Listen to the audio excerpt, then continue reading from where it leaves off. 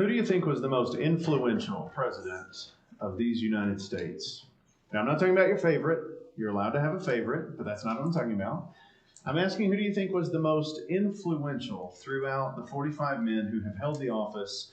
Who do you think has had the most influence that still endures to today over who we are as a country?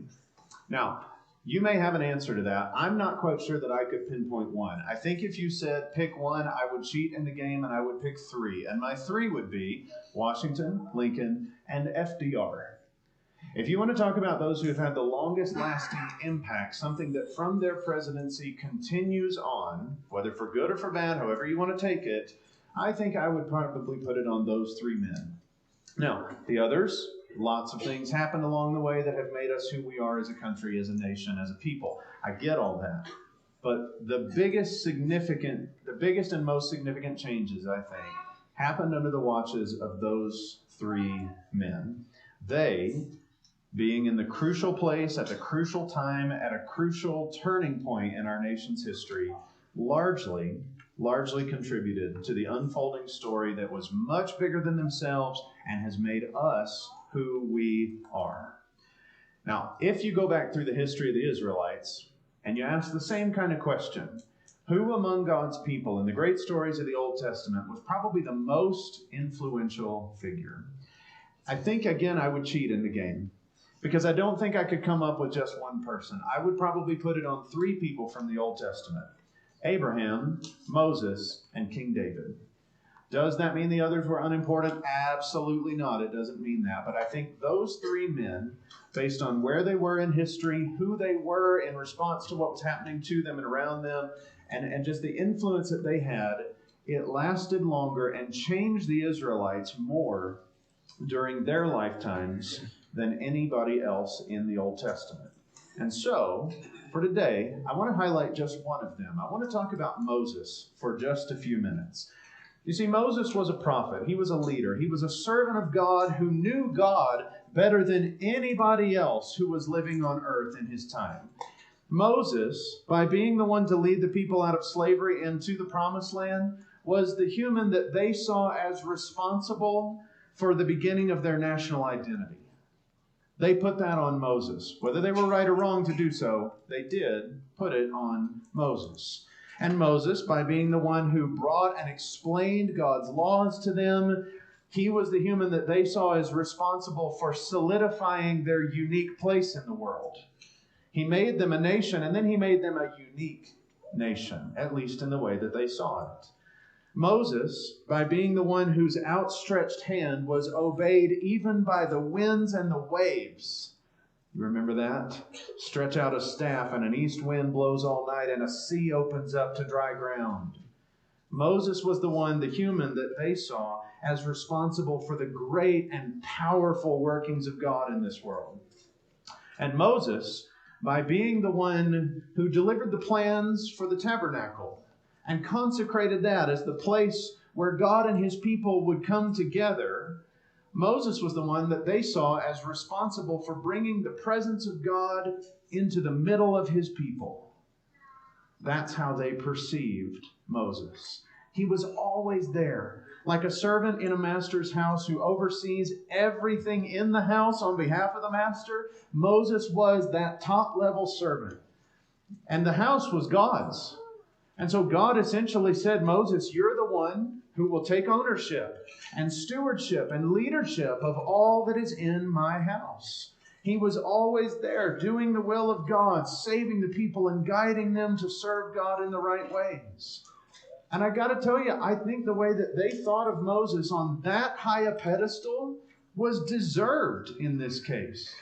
I don't think they were wrong to think of him highly, to see him as such an exalted and influential leader. Moses, in the minds of the Jewish people, was greater than any influential leader could be today, because Moses knew God himself. He was the master servant to God himself. He was the prophet in their history, the one who gave them the law and brought them out of darkness and into light and made them who they were.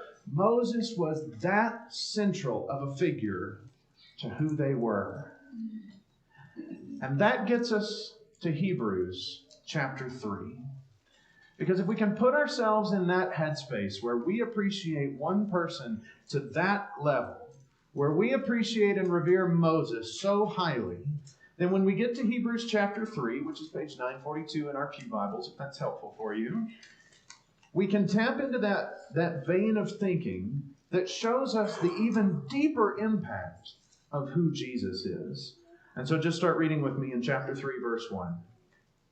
Therefore, holy brothers and sisters who share in the heavenly calling, fix your thoughts on Jesus, whom we acknowledge as our apostle and high priest. He was faithful to the one who appointed him, just as Moses was faithful in all God's house. Jesus has been found worthy of greater honor than Moses, just as the builder of a house has greater honor than the house itself. For every house is built by someone, but God is the builder of everything. Moses was faithful as a servant in all God's house, bearing witness to what would be spoken by God in the future. But Christ is faithful as the Son over God's house. And we are his house, if indeed we hold firmly to our confidence and the hope in which we glory. So all the things that I just said a minute ago about Moses that made him great, they are far surpassed by the greatness of Jesus of Nazareth, of a humble carpenter who so often pushed aside the honor that people tried to give to him, who so often chose the lowliest place in a group of people, who so often exalted the people around him above himself. These handful of sentences here tell us, no. The greatness of Moses doesn't even compare to the greatness of this humble man from Nazareth. Because Moses led his people out of slavery and gave them an identity as a people. How much more does Jesus do that for those who are being saved by him? Does he lead us out of slavery and give us our identity in himself? Moses gave them God's law and solidified their way of life as God's people. How much more does Jesus give us a code of conduct that solidifies our way of life as his people? Not our own, not our country's, but his. Moses did mighty works of God, overcoming even the power of the wind and the waves. You probably hear a Bible story in that, don't you, from the life of Jesus? That he just spoke, and even the wind and the waves obeyed him. How much more did Jesus do the mighty acts of God, overcoming wind and wave, and even overcoming the power of death and the grave? How much more? And then Moses brought the presence of God among his people, giving them a tent, a meeting place where they could be in the presence of God. How much more then, the one of whom John said, he came and tabernacled among us. John chapter 1 and 14. How much more did Jesus do that for those of us who are being saved by him, that he has brought us not a temple that we can go to, but a temple that will be within us. And he has made us into the living stones of that temple, that we are Jesus' people, and we are where the presence of God comes to be with humanity. And so the communion meal is the greater fulfillment of something that was also present in the life of Moses. And that's the Passover. It was the Passover that celebrated so much that God had done for his people through Moses. And this meal that we're about to eat, brothers and sisters, is that much greater than the Passover. Because the one whom we honor is not the servant over the house of God. It is the Son who owns the house. And we honor him, the one who has set us free, has made us who we are, and has given us all that we need to be his people and to be the righteous children of God. And so, going back to the beginning of this thought for this morning, who do you think of as truly influential figures? Can I just put my finger on one person and tell you that is for sure the most influential person in all of human history? It's Jesus of Nazareth.